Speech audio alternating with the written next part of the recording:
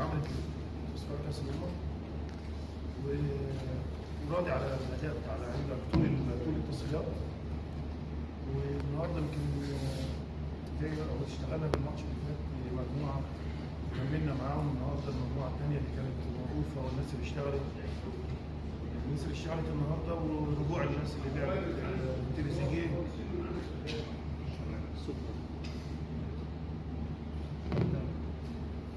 لكن الحمد لله يمكن قوام التيم بالنسبه لي انا سعيد بيه اللي لعبوا المجموعه اللي فاتت الماتش اللي فات والماتش الاول. انا سعيد ان انا الناس كلها خدت فرص ودايره المنتخب بقت اكبر واختياراتنا ان شاء الله الحمد لله واللعيبه اللي عندنا ثقه في كل اللي موجودين الناس الاساسيين او النجوم الكبار مع اللعيبه اللي اشتغلت في الفتره الاخيره. فالحمد لله وكنا نتمنى طبعا ان المكسب